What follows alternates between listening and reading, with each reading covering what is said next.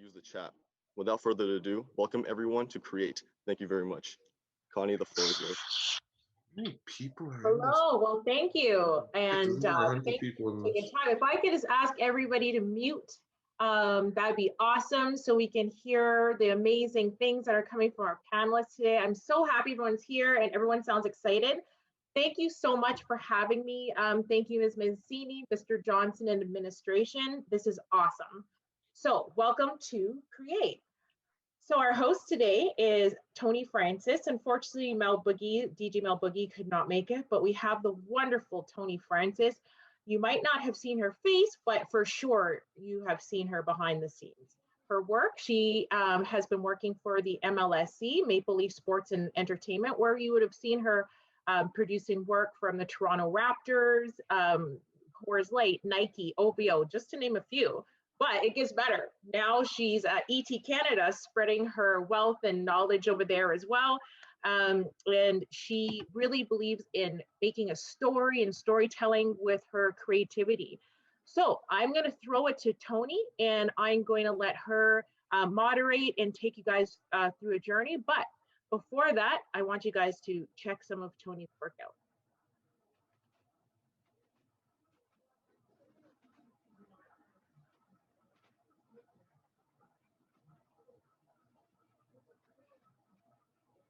Vince's rookie year, going to the Eaton Center, going to buy PlayStation, and his card didn't work.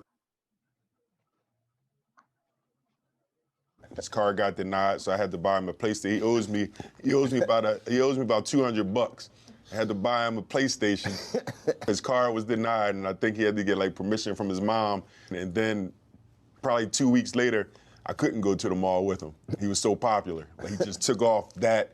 And he's like, hey, Bug, let's go to the mall. I'm like, no, I'm not going to the mall with you.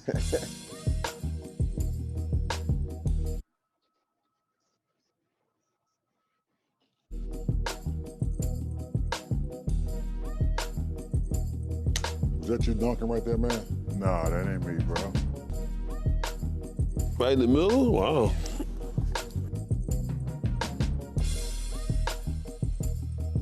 The New York Knicks complete the sweep of the Toronto Raptors and will move to the second round. I think our experience of being here for a while, it prevailed for us. You know, those guys did a hell of a job. They owned us the whole year and the past 2 years, and we just did a good job down the stretch of executing. Well, during the course of the regular season, we beat the Knicks up. And as a matter of fact, we won the series. And then once the playoffs started, I don't know what happened, man. They turned up, and we went the other way because they ended up sweeping us.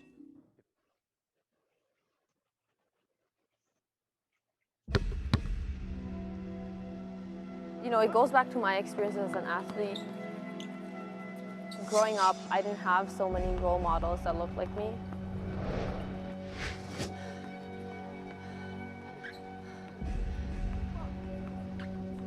It's about Muslim females not having to give up their identity or feeling like they have to sacrifice some portion of their identity, but also still play whatever sport they want.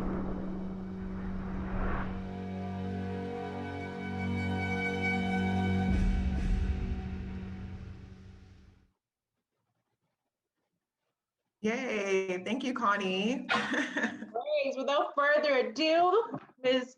Tony Francis is going to take us and introduce us to the rest of panelists. Thank you, Tony. Take it away. Hey, good morning, everyone. Thank you so much for joining us today for Cre-ate. We have a wonderful session for you all with amazing panelists that are going to talk to you a little bit about their creative journey and hopefully inspire you to continue on yours.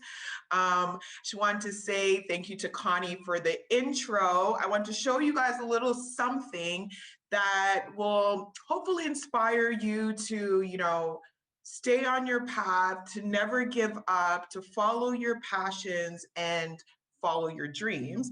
So this little ditty that I have on my hand is actually the Raptors championship ring that I was able to get as a producer for the Toronto Raptors. Being there during their first ever championship was such a blessing. And it was all because I didn't give up on myself in my creative journey. And so I have this wonderful thing on my finger that I'm able to have for the rest of my life. So I just wanted to share that with you guys for a little bit. But today is not about me. Today is about you all as well, because all of you are so valued. You're so important, and each and every one of you are going to shape the future. So I want you guys to keep that in mind as you're listening today. And to help you and inspire you on your journey, we have some wonderful panelists today who I'm going to introduce. So first, we have Erskine Skin Ford, who is a film director. How exciting is that? That's in my world. And he has done such amazing stuff in his career. So I'm going to share a little bit with you. So Skin, we like to call him. So when you're asking questions, feel free to call him Skin as well. We're all family here. So he is a film director, and he was a first assistant director on a show that you may have heard of called Suits. I've heard it, I've binged it, I've loved it. And he's going to talk a little bit about exactly what a first assistant director is, because I don't think a lot of people know, and it could be a career path that you can find yourself once you find out what it is.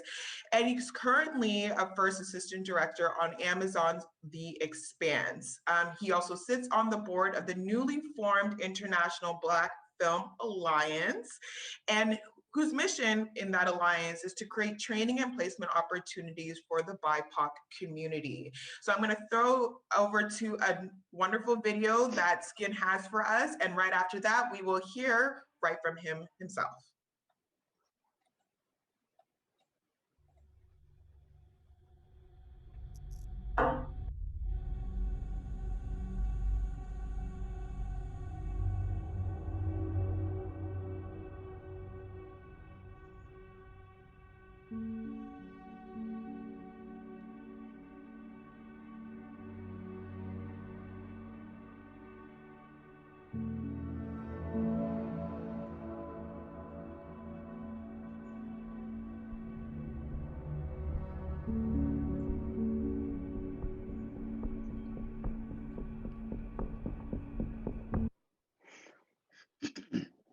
It's disconnecting. She's on. Okay, thank you. Yeah. Okay.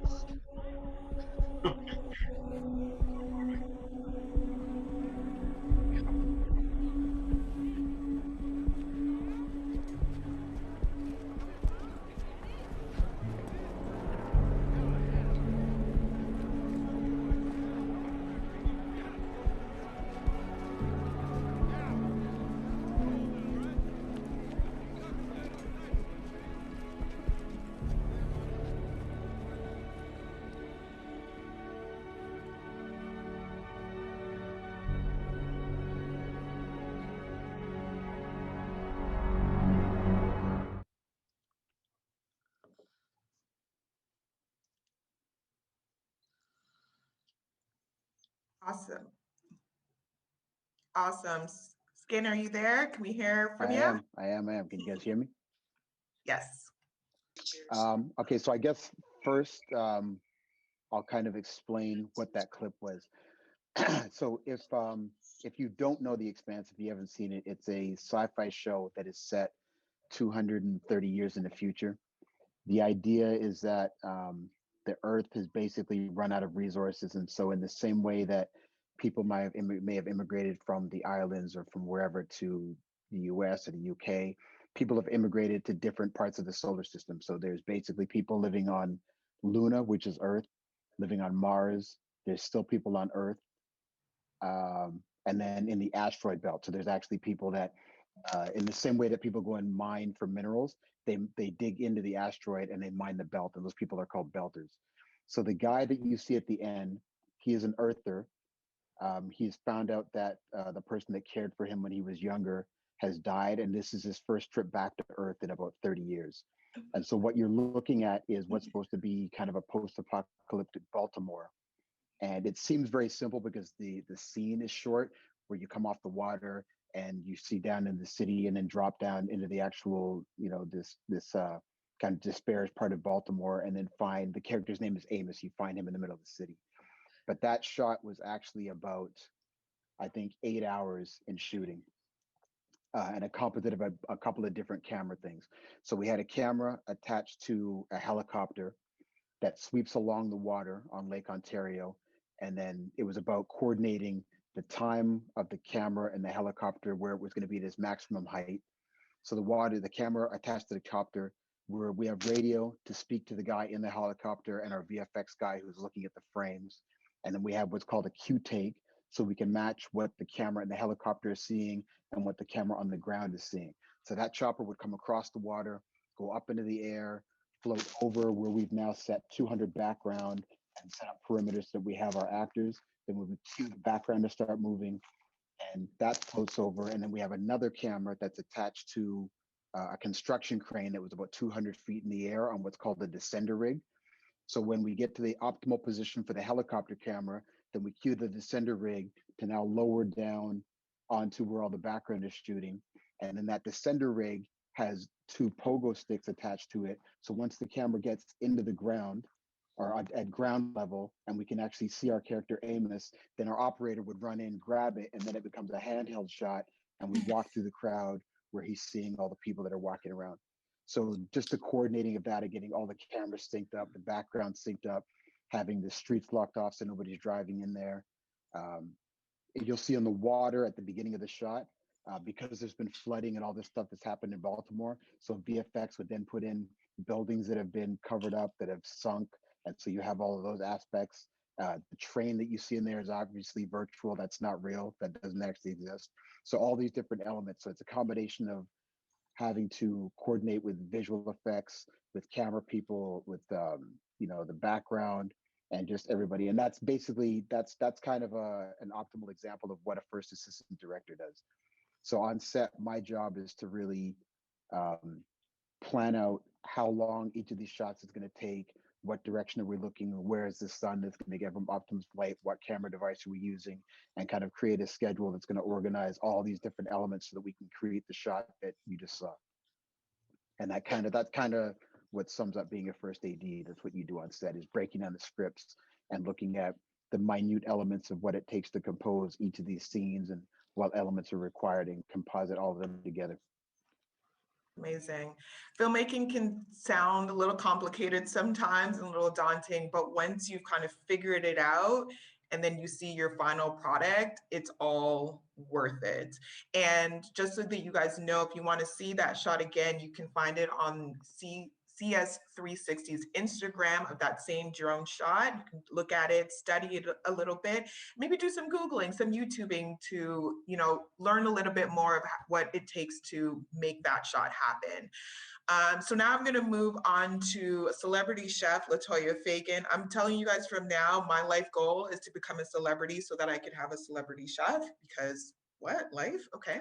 So as I was saying, Chef Fagan is a chef and owner operator of Twist Catering with multiple claims to fame. She's a Toronto International Film Festival hospitality partner. She was a personal chef to our very own Serge Ibaka, formerly of the Toronto Raptors. We miss you, Serge. And she was on Fridge Wars. She graduated from George Brown College before entering an apprenticeship in the kitchen of the King Edward Hotel. Latoya, call me after this. I'm going to pass it over to Latoya. She's going to share some photos and tell you a little bit more about herself.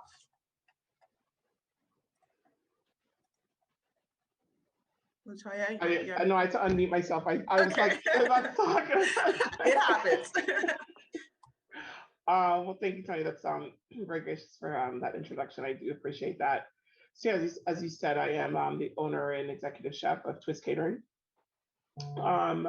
So I was a personal chef for many of the Raptors. It wasn't just Serge, but I guess he was my main guy for a long time. But yeah, I worked with a ton of them. As you said, yeah, I graduated George Brown College when I did my apprenticeship at the King Edward Hotel. Plus I staged around a bunch of different places in the city. And then I was in Mexico and in Europe and in Jamaica for a little bit, just kind of learning all different types of. I want to really hone in on the craft because I did have a passion for it. So I want to be able to know all aspects of it, you know. So French trained, but then studied in Italy for a bit. But then I know the Mexican food. Obviously, my background is Jamaican. So yeah, and then you know, again. Now, I'm also going to give you guys your unit test. So this is your final. Sorry. Which I will also grab back from you. Can Sorry, you mute your mic? Oh, No, sorry, I thought somebody was asking me a question. No, I think that my grade 9 science, whoever that name is, if you don't mind muting your mic, please. Thank you. Okay.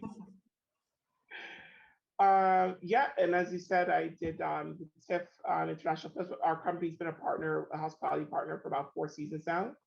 And we do like the buyer's lounge, which is where, so we cater the buyer's lounge. I never really get inside the buyer's lounge, and then I have to get outside the buyer's lounge.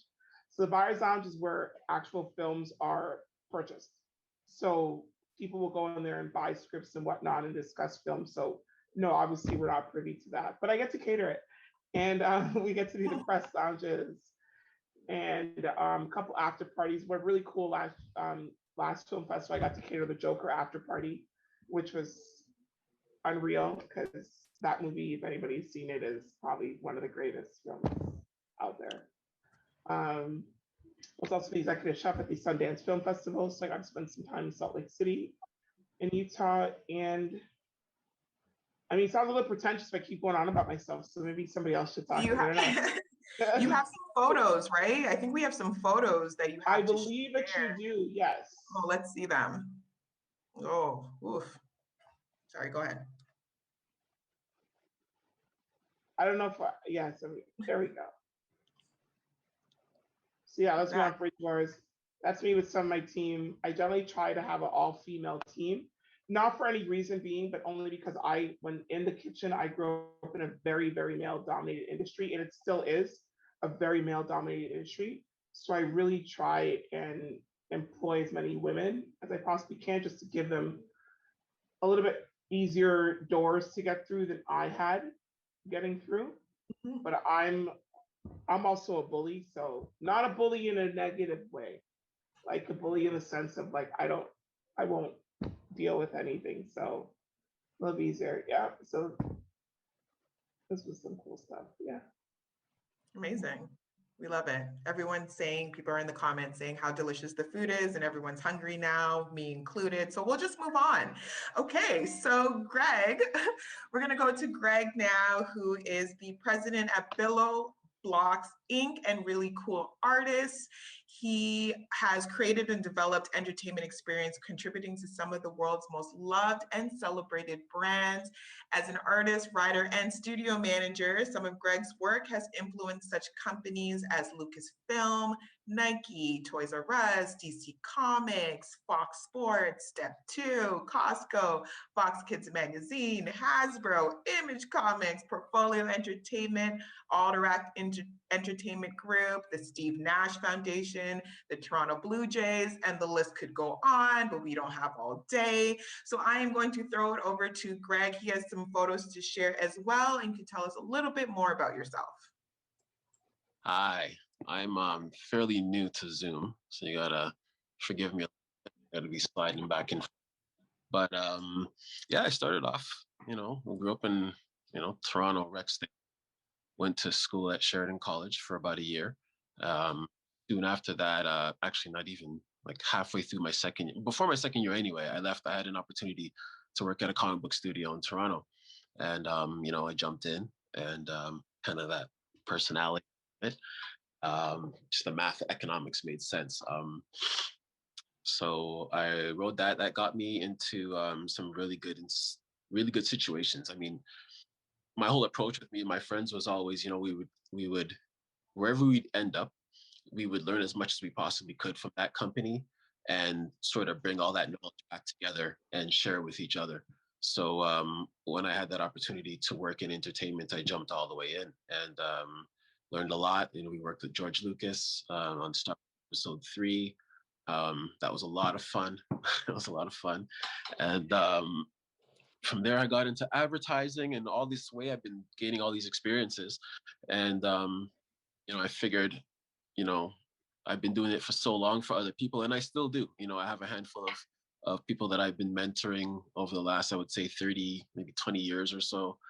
And they've all started their own businesses. So I help position their brand the way they would like it. I do my best anyway to help them position their brand in terms of visuals and logos and, you know, just concepts and conversations. So I do that like for fun because I like to help and teach. I was a teacher for like 7 years.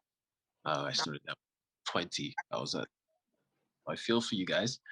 But anyway, moving right along, I decided to take all that knowledge and put it to work myself instead of you know, doing it always for other people. So then I started Billow Blocks Incorporated, and all that knowledge that I gained from, you know, distribution, branding, marketing, and illustration and design that I for all brands, and I decided to make my own line. So that's what Billow Blocks is. It's you know, I just put all of that together. I can show you a little bit right. That's awesome. And so these photos, if you could just tell us where we could find these photos, what these were for, just quickly. Yeah, 100%. So how does this work? Am I ready? Okay, so what are we looking at here? All right, so this was the other night actually. So I was watching WandaVision and doing more education on technology, and I always try to keep myself aware of trends. I learned about technology and looked about something called NFTs. So as I was watching WandaVision, I just started doing some sketches. So I just, you know, as thoughts came to me, I did the quick layout, did the inking. I do it all myself now. And this was like one night, I think pretty much, yeah. And so essentially what an NFT is, I don't know if you guys are aware of it, but it's how you sell your on blockchain technology. I'm sure you may have heard of Bitcoin by now.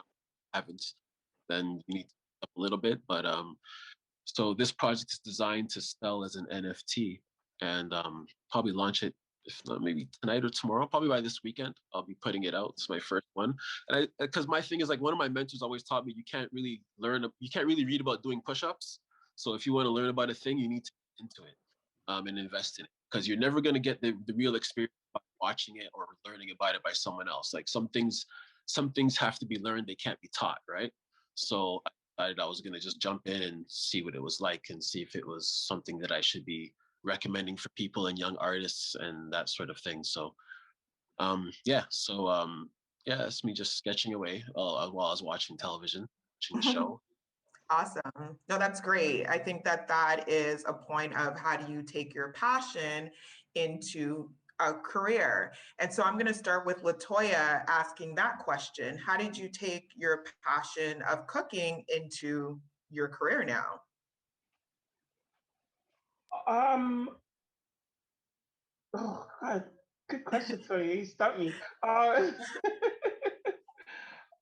You know, it's funny because this wasn't actually my ideal career in my mind. When I originally had first gone to school, I was taking public relations and advertising.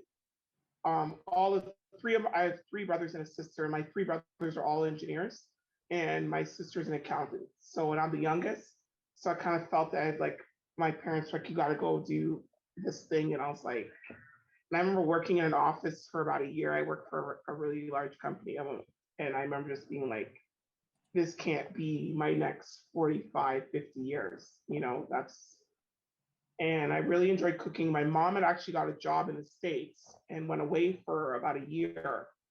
So it was like me and my dad and my three brothers. My sister is much older than me, so she had already moved out. So it was like, I'm in this house with like four men, and my dad cooks like three things. So it was like sink or swim. So I started getting into like kind of doing it. And then I was like, okay, you know, let me take some part-time classes. So I was like enjoying it, but I want to be able to like cook more. And then that turned into, let me enroll full-time in culinary arts. And then from then, I felt like I found purpose, if that makes sense. Mm-hmm. Like I legitimately love what I do. I'll take a 20-hour day before I sit in office for 8 hours. I'm any day. I legitimately enjoy what I do. I love the thing about food is that it's literally the thing that brings people together. And I don't care what anybody says, in a home, the kitchen is the main hangout spot. You can have the most beautiful family room. Everybody's hanging out in the kitchen. You're sitting around the island or you're sitting at the table or whatever it is. The kitchen is where everybody hangs out. And also, I think for self-esteem wise too, it was good for me because I always cook. So that means everybody's always happy to see me. So, because they're like, oh, if you're going to Toya's, you're going to get food. So it's like, the energy was good just walking into the door. And then I actually became really awesome at what I do. Like, I'm not being like pretentious or anything, but I'm really good at what I do. Like, because I would still do this and not be paid for it. Mm-hmm. I would figure out a way to do everything else, but I would never not do anything. Never not do. Is that right? Proper Never English? not. I think we got you. I think we got you. Yeah. Students here. I don't know if that's proper English. It's all good. They got it. But that is a great lesson in turning your passion into your purpose. And I had a couple of house rules, but I mean, you guys have been so amazing so far. Really, it was about respecting the speakers and keeping your mics on mute as they're speaking. But you guys are doing so amazing. So I feel like I don't even need these house rules. And please ask all the questions that you need into the chat, and then we're going to compile them all, and we're going to answer some of your questions to the panelists afterwards. So please, as you're hearing Never a Wrong Time, go ahead and throw them all into the chat. Skin, I'm going to pass this over to you. Filmmaking, it's a tough business to get into, but it is so rewarding. All of us binge watch. Okay, I'll speak for myself. I binge watch everything all the time. You're not alone. You're not alone. Okay. And so I just want to know, what inspired you to get into filmmaking? Filmmaking was actually a complete happy accident. I was always good at English. That was always my best subject. There was a dark room in my high school, and I ended up taking photography, which I loved. But as I'm answering that question, I wanted to give a shout out to Ms. Mancini, because just the idea that they're putting this together is really, really important. When I look back on the fact that like I used to write short stories. I used to devour books when I was a kid. I would go to the library and I would take out 9 books at a time. Like I was that kid that was, I had a bedtime and I was falling asleep under the blankets with a flashlight reading. And like I always had books, but nobody, even up until high school, nobody ever said to me, these 2 things that you love, reading and writing and photography, that's a film career. Nobody ever said that to me. And I think it's really, really important that and to kind of echo what LaToya said as well, the fact that she does what she does because she loves it, and she's now found a way to turn her passion into that's what she does for a living. To get paid for your passion is an absolutely amazing lifestyle.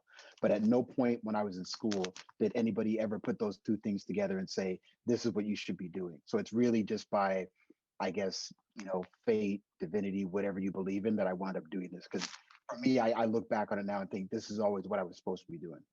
But it was completely an accident. I never took drama in school. Nobody ever talked to me about film. It was just one of those things. I was actually in a bar. I was in a club, and I ended up meeting this woman who was a third assistant director at the time, and was like, do you want to be a stand-in? And I didn't know what that was, and ended up working as a stand-in on a movie. So for those who don't know, a stand-in is basically when you're on set, your actors come in and they work with the director and figure out, okay, I'm going to go here, I'm going to say this thing, I'm going to pick up this cup and do blah, blah, blah, blah, blah, and then they're going to leave. And the stand-ins are watching what the actor's doing. And then when the actors leave to go finish their makeup, the stand-in will mimic all the movements, and that's what the camera people and the electricians, that they like using the stand-in. So they use them as like a double. And that's what they figure out, okay, the camera's going to do this, and then they're going to go here and pick up the thing, and they're going to stop here, and they use the stand-in. So I ended up, my first opportunity being on set, kind of learning what all these people were doing by just standing there and replicating what the actor was doing. And that was the spark that kind of led me into, okay, this is kind of cool. I really enjoy this. And then after that, I wound up working with a theater group in Vancouver called the Sepia Players, which was a group of Black actors and producers that were, just taking different theater plays, like stuff like Ma Rainey's Black Bottom and Fences, and all these plays, and they would put these productions together, and I was kind of a backstage kind of guy, learning from all these Black actors in Vancouver, and that was kind of my incubator, where I was working with all these artists, and that turned into, I was trying to rap at the time like everybody else was when they were a kid. And so that music led me into music videos, and then I started writing concepts and directing music videos, and that led me into commercials, and I became an assistant director. And I didn't have money to go to a film school. I think Vancouver Film School at that time was, I don't know, something like 28 grand or something like that. I had moved out when I was 18. I was like, I don't know where that money's going to come from. So it made more sense to me to go and work and get paid to learn than to pay somebody with some money that I didn't have in the first place. So that just led into, my, this, what's, me being here now is like a long time first assistant director, and learning the actual application and the execution of how these scenes get put together. What do you do with the script? How do you do lighting, and how long does it take to do this? And that's kind of where that path wound up. But I mean, as I said, when I look back, it was always something that I wanted to do. I didn't know that there was a path or how to get to the place that I am now. Absolutely. That is very inspiring, and we all love to hear it. So now we have a chef, we have a first assistant director and filmmaker, and now I'm sure there's plenty of people in this room who like to draw and consider themselves an artist. And so we're going to hear a little bit from Greg as how he turned his love of drawing to becoming a career. So Greg, I want to ask you, what fuels your passion and drive to do what you do, taking it from what I would assume, you can let me know, a hobby of drawing, which a lot of people do, to making it into a career? What drives me to do it? I've always drawn. I mean, I think like now, like being as old as I am now, I can look back and say, I think that there's when it all levels out, people are supposed to be certain things, right? Before you get there, you fight it in your 30s, 20s, and you don't really have what that is when you're in high school. But the truth is like I started drawing when I was, first thing I drew was like, it was like painting of, I was in grade 3, and I drew the black stallion. I did a painting of the black stallion in grade 3, and they just kind of, hey, you can do this. And so I was like, okay. And then people just fed me. I mean, I had great teachers along the way. I went to Ascension of Our Lord High School, and from there I met Miss Jan Eck, and she was my art teacher, man. And she became my second mom. I spent more time with her than I did with mom. I mean, my mom was always, and she raised me at night. I never slept at night, so I was always up. Didn't go to bed till 3, and then got morning. But during the whole day, she was like my mom. So she just nurtured me. She gave me stuff from I have books on my shelf right now I can pull up from the library of Ascension that she gave me. She's like, listen, nobody even knows what this is, but you need this. And it was like compendium of Bridgman's drawing book. Like it was a God book. It was like the Bible, right? And every interest I had, she just fed. Like she bought computers, first 486 in the school.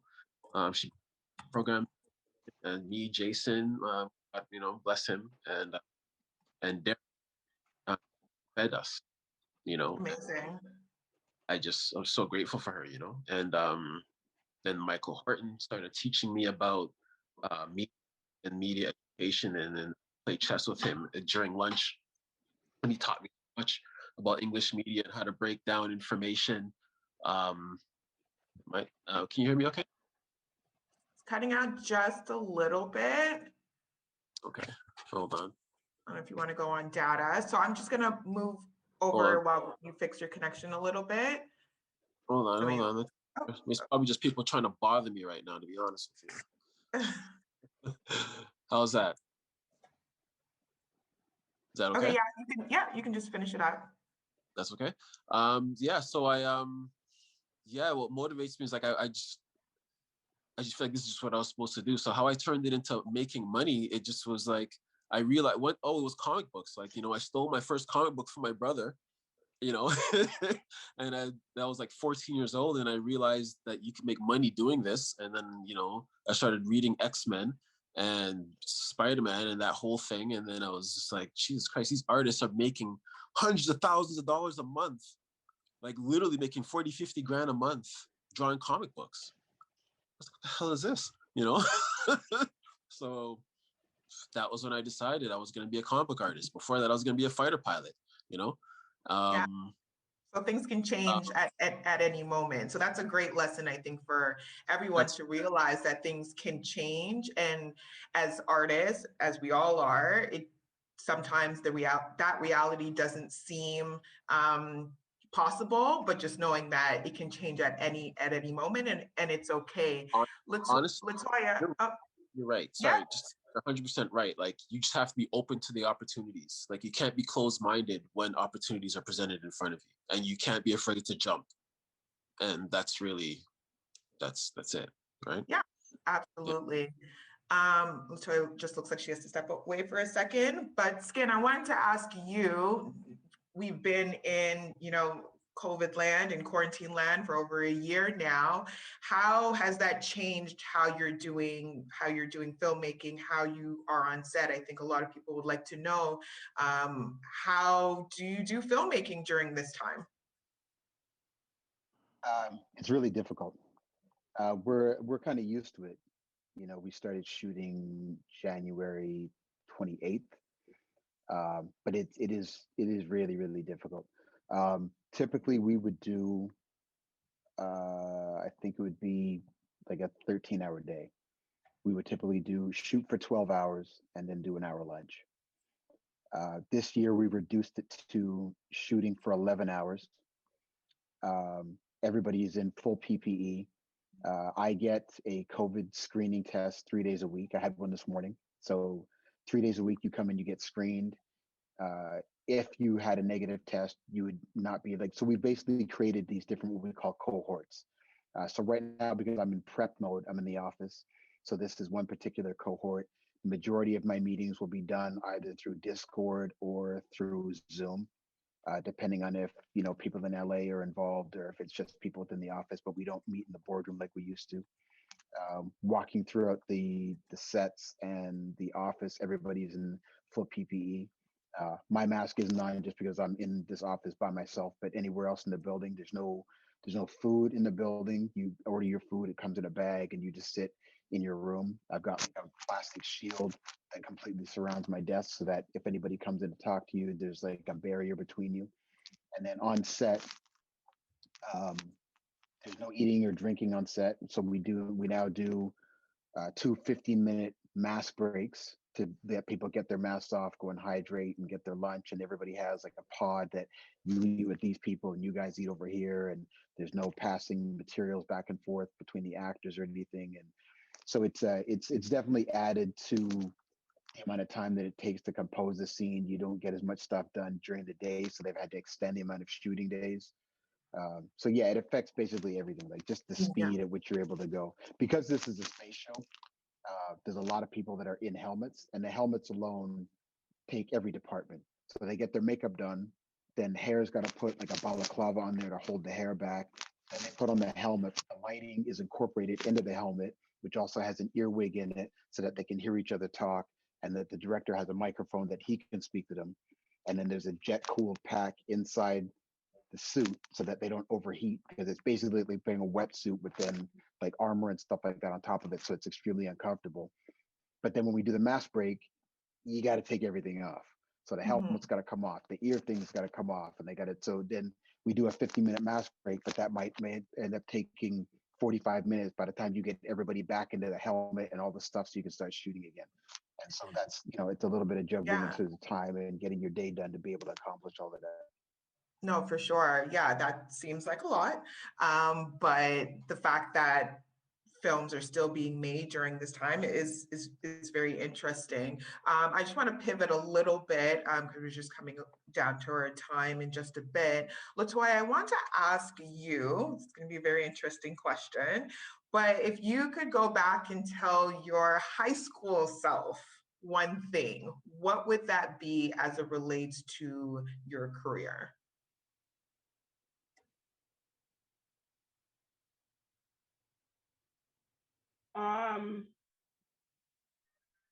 And Skin and Greg, I'm coming to you next, so prepare. Keep in mind, you're 17, 18 when you finish school. It is unimaginable that you can say to yourself, like some people could, but it's 17, 18 that you could say for the next 60 years. Keep in mind, that's how long you're going to work for. Okay.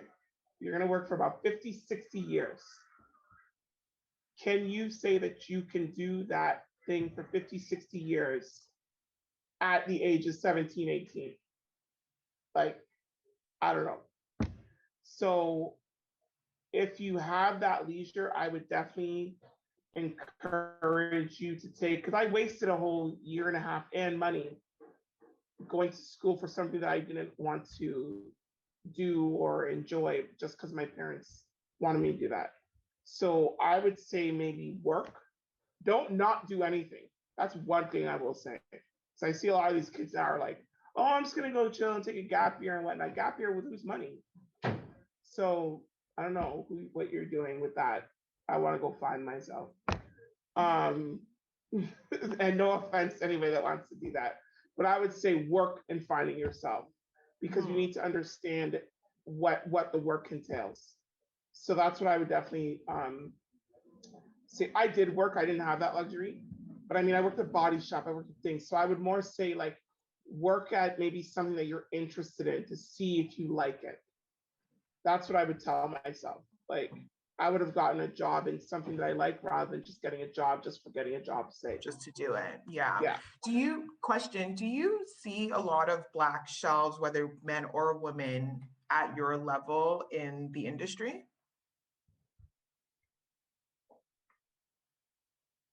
No.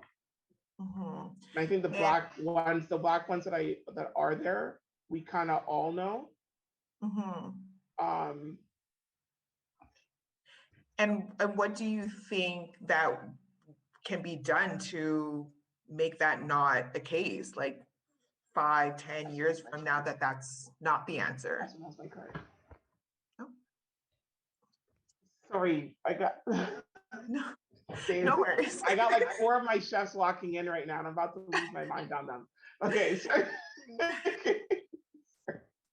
I apologize, but this is real life. No, exactly. This is real chef life. No, so I was just asking, you know, what can we do? Like, how do you encourage more Black men and women to go into the culinary industry if that's their passion, even though maybe at this current moment they don't see a lot of themselves? How do we encourage them to continue to pursue that? I mean, I encourage it in the sense of like, if you want to see your food, because like, I mean, one of the big things, so again, as I said, my background was, I'm French trained, and then I went Italian food because I wanted to be that niche thing. I wanted to be like that Black girl that cooks French and Italian. That was going to be the niche thing. That quickly pivoted when I was in the industry and working and hearing how people speak about Caribbean food. Like, first off, like every island only eats jerk chicken. All of our food is served in styrofoam containers with a plastic fork, and everything comes with ridiculously over mayonnaise coleslaw. And that is all that they know. And our food is so intricate. It's so, like, Italian food is way more peasant than Caribbean food, because Caribbean food, because we were colonized, let's be honest, like, you know, I'm not going to go into all that, but we have so many different ethnicities into our cuisine. Like escabeche fish is actually a Portuguese dish. You know what I mean? Like the ackee came from West Africa. The reason why saltfish is so big in the Caribbean, because that's what we bartered with Canada. We took their saltfish and we gave them rum. Like, so there's so much history about the food and everything like that. So my whole point was like, I'm going to elevate Caribbean food. I'm going to show you that, okay, if you can charge me $32 for tomato sauce and beef, yeah, guess what I'm going to charge you for escabeche fish and rice and that you're going to charge me more for noodles that are boiled in water than you're going to charge me for something that I'm making with coconut milk, thyme, spices, beans, rice, boiling it. The labor and the intensity of making rice and peas only allows me to charge you $3 in your mind, but noodles, you could charge me $16 in your mind. So that's where I flip that script. And that's where I would encourage our culture and Black people to come up and be like, listen, show these people what our food is, show these people how we take time. Even if you're making a soup, you get up, you got to boil down your peas. We're not opening up cans. We're coming from a culture where we had a cutting board, a knife, a coal stove, and an iron pot. And we can make a ridiculous amount of things from it. Amen. Yes. So, yeah. Okay, my favorite kind of food. So yes, amen. I'm not even going to get into the whole preaching of. But essentially, you created your own lane. You saw that there was a void. You saw that there was an opportunity to share your passion and how you view food in an industry that it wasn't there. So I think that that's a great lesson for everyone to, if you might not see what you want to do out there, but that's an opportunity for you to create what that thing is. Yeah. So don't be discouraged if you don't. No, like even like right now, we have the opportunity, which I'll probably announce this week, but like me and my team are working with the government to redo the Canadian food guide. Which I'm a super passionate project about, which is why when I finish, you actually gotta go type up those recipes. Is because genetic makeup is also a big thing. You know what I mean? Indigenous people, natives, people of color, Asians, whether it be East or South, whatever, our genetic makeup is not meant to be eating bologna sandwiches. We're not meant to be like, oh, throw some broth. You're cutting out a bit, Latoya. Okay, Latoya. Is so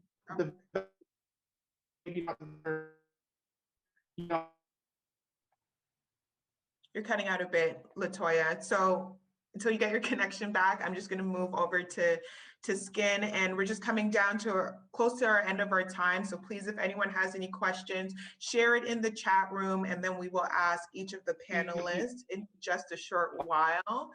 I think there's a way to mute. If the host wants to mute her, you actually could on your end. Skin, so I'm going to go over to you. You said in the chat for the artist to do the most.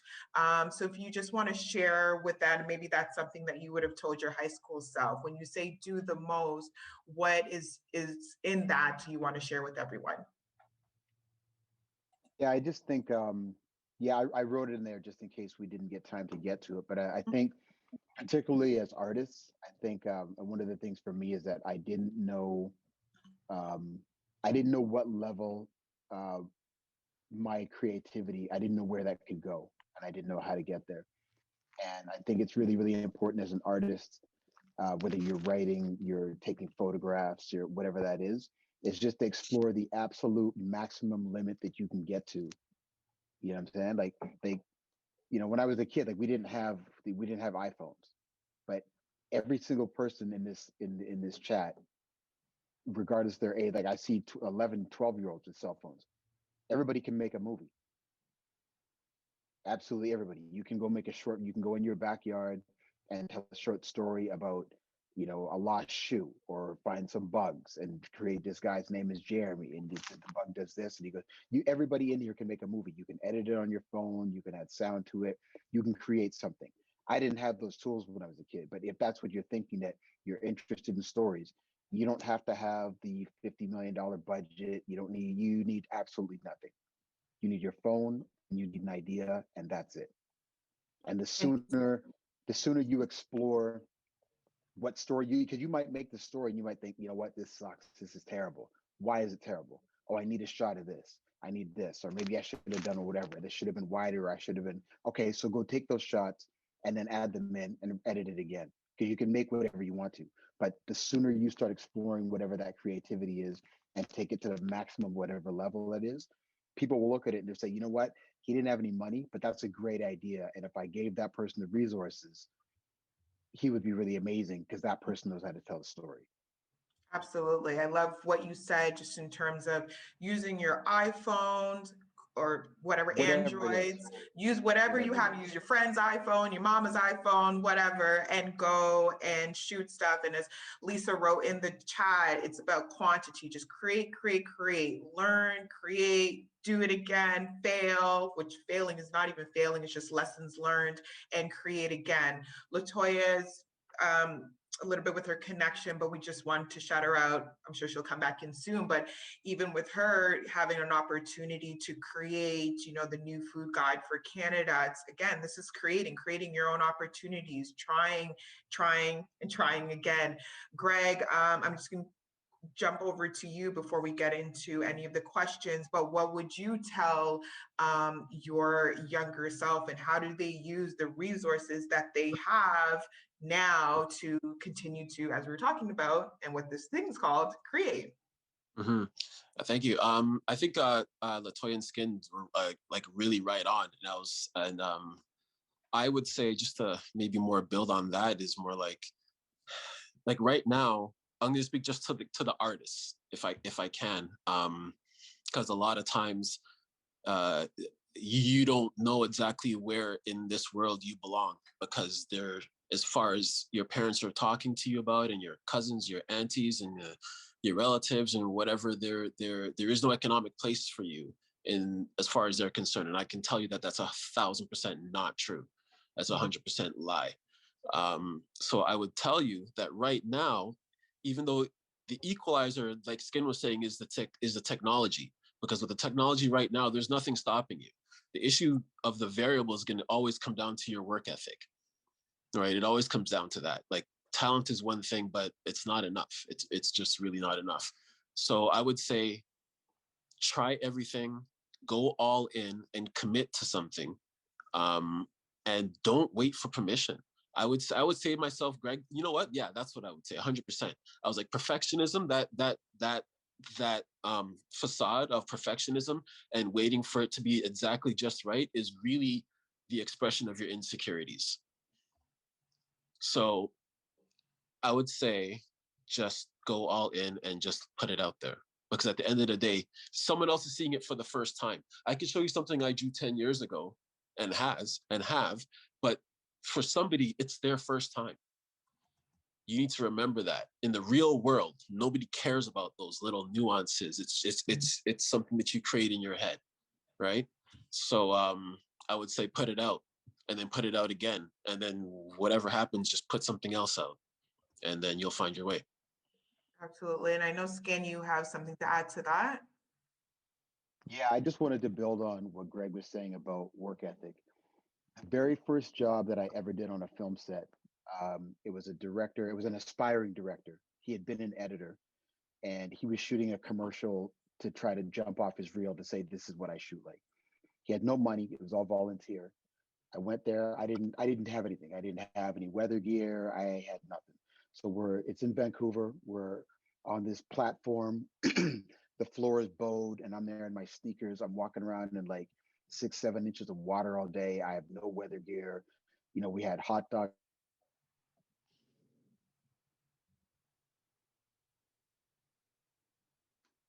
I think he's Did he cut out for you guys as well? Oh, yay, technology is so fun. Okay, we'll wait for him to come back. Okay, so we'll wait for him to come back, but essentially it's really about figuring out the resources that you have now at your exposure, and also for your teachers, like, what are the things that you all have now, whether that's, as we've been talking about, whether that's your phone. As an artist, you got your pencil and you got your paper. So you start drawing and putting yourself out there, right? Using social media as your advantage. Like, how do you let people see what it is that you're doing? And maybe that's creating a page specifically for your art, creating page specifically for your filmmaking. creating a page specifically for your food. All of those things are possible, and they're right there at your fingertips, to really letting people know what it is that you do, and then hopefully an opportunity comes your way. But it is a lot about creating your own opportunities and also using YouTube as your resource, right? Like, YouTube is so great. I promise you, you can learn so much from YouTube.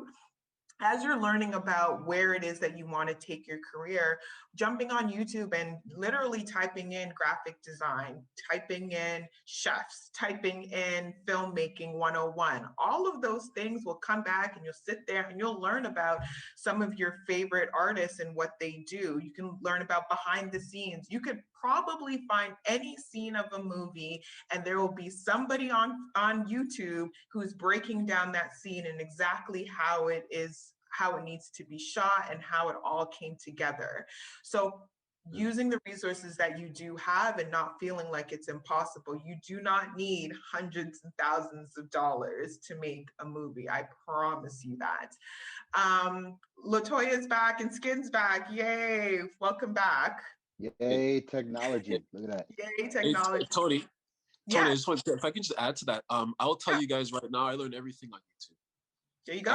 Absolutely everything. It's I barely watch television. My YouTube is on 24 hours a day. If I want to learn about finances, if I want to learn about it, it's always on. Always. Documentaries, how-tos, any little buzzwords you hear on Twitter, whatever that piques my interest, I'm on it. You know, I have it constantly running in the background. Always, like, good friend of mine, Lamin, another good friend of mine we lost last year. When I met him, he was in high school when I met him, and he came to our studio, and he really couldn't draw at that point in time. He really couldn't. And he had a lot of work to do, and he literally went away and studied as a kid. He wasn't even, I don't think he was 20. And the next time I saw him, this guy was amazing. And then he came back and started killing it online with Illustrator and Photoshop, and he was a monster. Started going to trade shows, selling his work. Then he started doing film, and like, he just went like nuts. And I went to his house. I did an interview with him. I interviewed him, and I'm gonna put it out pretty soon. I interviewed him a couple years ago, and I just like, how the hell did you do this, man? Like, what? It was mind-boggling how good it got. It definitely happens. Yeah, no, it definitely happens. And as we're saying, like, using YouTube to learn so much. I actually do have a question for you. So we'll start our question and answer period. So again, if you guys have any questions for any of the panelists, please share it into the chat, and then I will ask the question for you. So Greg, a question that we have is, I had it 2 seconds ago. What medium do you use to color your drawings? Right now I use Photoshop, only because it's like my native language. I learned to use Photoshop before it was a thing, and I learned it on my own. I wasn't taught how to use Photoshop, so my techniques are a little different, I guess. But I do everything in Photoshop. I'm looking at going over to an iPad Pro soon and doing everything on there with, I don't know, one of the maps. I don't know whatever they are. But right now, Photoshop is my main thing in Illustrator. Photoshop and Illustrator, which I learned on the job as well. I was horrible at Illustrator 2 years ago. Like, I would farm it out to my friends. I'm like, bro, can you just copy and paste this over there? And they would laugh at me. Literally laugh at me in my face and be like, come on, man, you can do this. I'm like, nah, I can't use that app. I was afraid of it, literally afraid of it. And I got sick and tired of being laughed at. So I just said, no, I'm not going to call this guy again. If I have to listen to him talk, ish about me while he's doing the work for me, I'd rather learn it myself. And I know he was doing it because he loves me. So I made, you know what it was? I forced it. Kind of cut out a little bit there. All right. Where did it chip off? Oh, all good. But yes, so it's about, so you use Photoshop, which is great. Yep. I see in the chat that there's a lot of digital here. So I think that they will find that very valuable. We have another question to Greg. So see, there looks like there is a lot of digital artists here. Would you say that learning to use digital drawing tools from a younger age would be helpful for future pro artists? Exclusive. Can you repeat it, please? I want to make sure I know the context. No problem. Would you say that learning to use digital drawing tools from a younger age would be helpful for future pro artists, and not exclusively, but as one resource or one tool? I think digital, yes. The answer is yes. And drawing is drawing. What you have to, okay. 90% of all the questions in the chat about drawing are actually irrelevant. I'm gonna tell you guys right now. The reality is you need line time. You need mileage on your pen. And I don't care what tool it is. It doesn't matter what it is. It could be video editing. You could be drawing with a stick. I'm like, right now I draw with a ballpoint. Sometimes I draw with a ballpoint pen. So my tools are embarrassing. My tools are embarrassing. I will show you. But they're simple, right? You're using your pencil, you're using your pen, and using a piece of paper.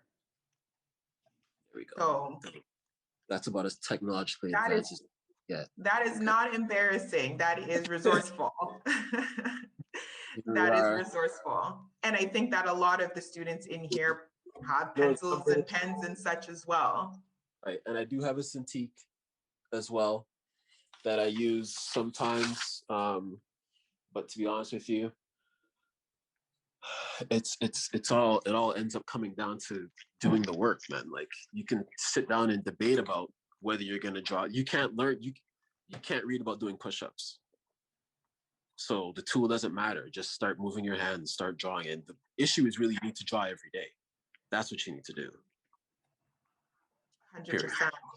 Yeah. And so if you guys just want to look into the chat as well. Oh, the answer is yes, by the way. Sorry, the answer is yes. To that specific question, the answer is yes.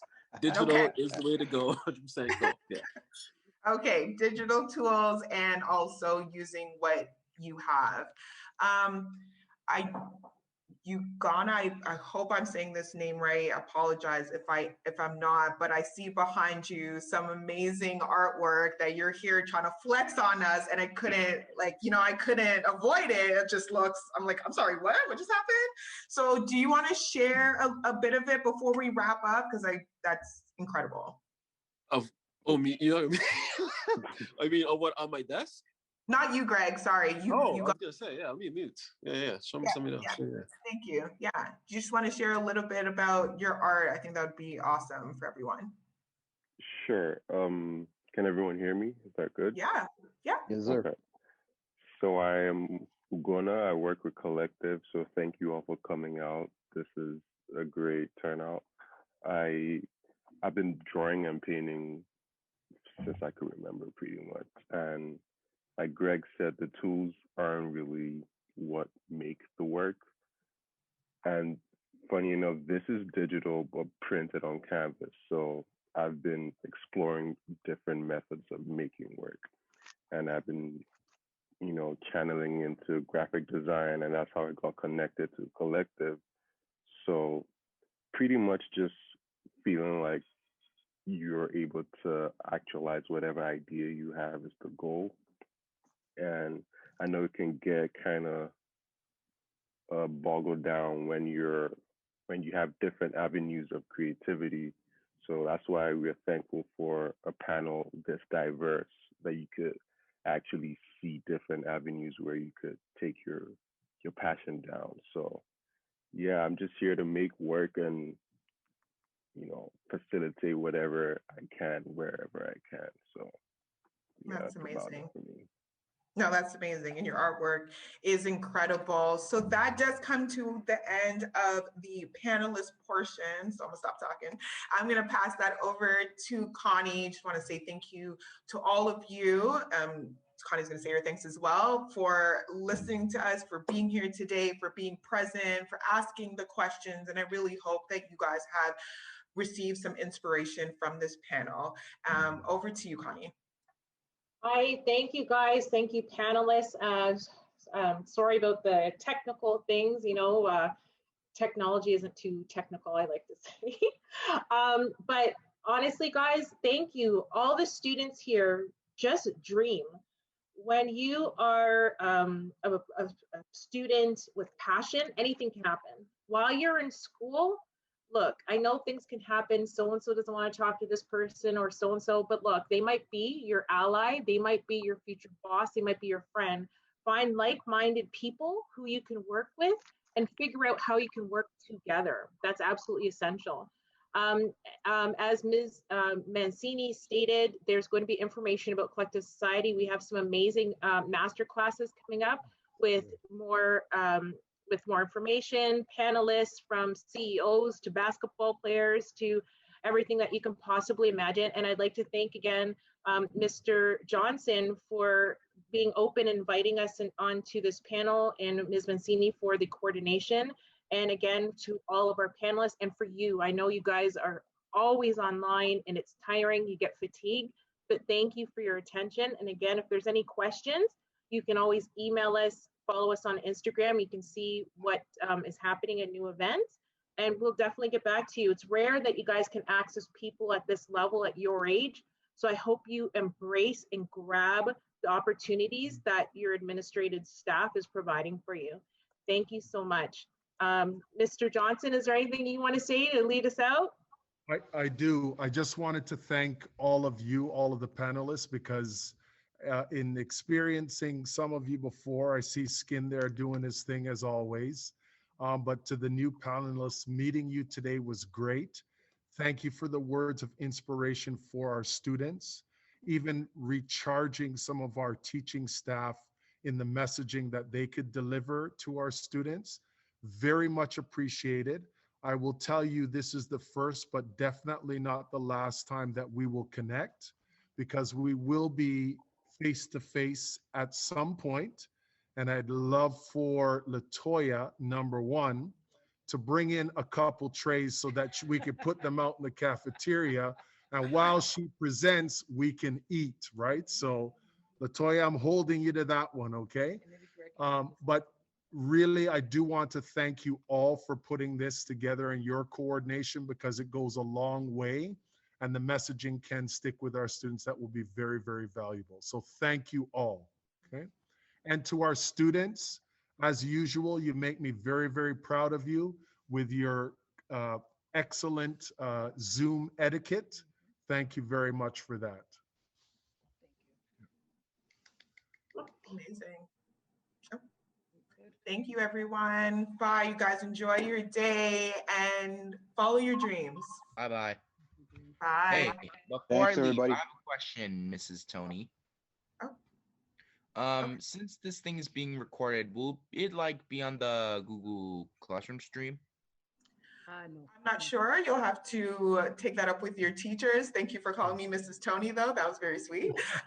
But you'll have to take that up with your teachers and Connie, and I'm sure they'll let you know. Okay. Well, Okay. I guess I'll see now. Bye. Okay, bye. Nice meeting you. You too. All right. Thanks, everybody.